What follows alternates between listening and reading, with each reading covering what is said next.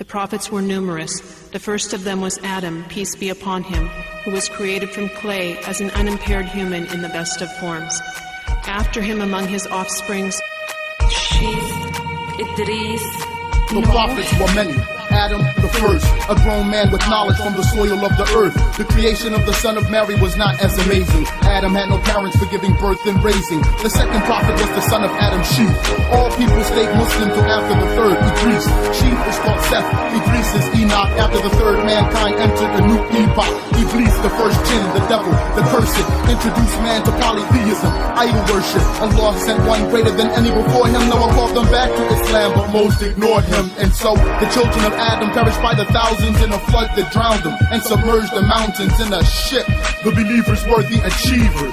The sons of Noah were the only breeders, from the Egyptians to the Ethiopians, Arabs, Persians, Turks, Gog and Magog. The Europeans spread throughout the lands, multiplied in masses, the descendants of Sam, Ham, and Yafeth.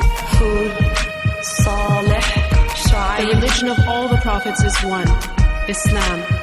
The prophets are the best of Allah's creation. After generations, people disbelieved in the only God. Allah sent Hud to a tribe called Ad. They were giants who lived in luxury, but most rejected their prophet and persisted in blasphemy. Hud took the believers to escape what Allah would send. Ad was destroyed by a powerful wind. It blew for 7 nights and 8 days without stopping, raised them from the ground, and virtually left nothing. Victory was given to the believers with Hud. After him was Salih to the tribe of Thamud. He split a boulder and out came a camel, so some believe.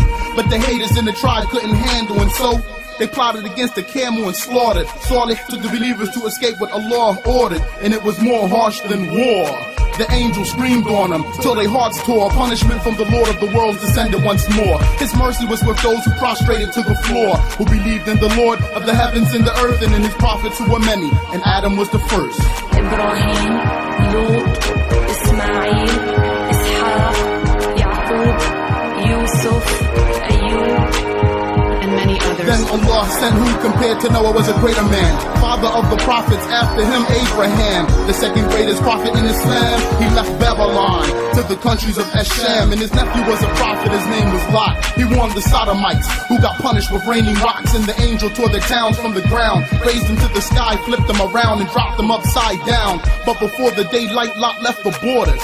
He and his Muslim daughters escaped the slaughter. Back to Abraham in the desert land, he rebuilt the Kaaba, originally built by the father of man, and practiced Hajj. From his progeny was Ishmael and Isaac, the father of Jacob, who is Israel, who fathered 10. Plus Joseph and Benjamin, those 12 married and in turn fathered many, many men. And thus is the origins of the children of Israel. Among them were the righteous, and many were miserable, receiving more prophets than any other nation for centuries, giving them correct explanations. Musa, Yusha, Dawood, Sulaiman, Ilyas, Dhul-Kifl, Zakaria, Isa. Their greatest was Moses, who made the sea split, who saved them from the Pharaoh and took them out of Egypt, followed by Joshua, who fought for the Holy Lands, and among them was David and his son prophet Suleiman. And towards the end of this great line of prophetics was Zechariah and his son John, who was beheaded. And sealing the legacy of the prophets from Israel was Jesus, the son of Mary, with the real Injil. The Christians was the ones that went astray by the scam,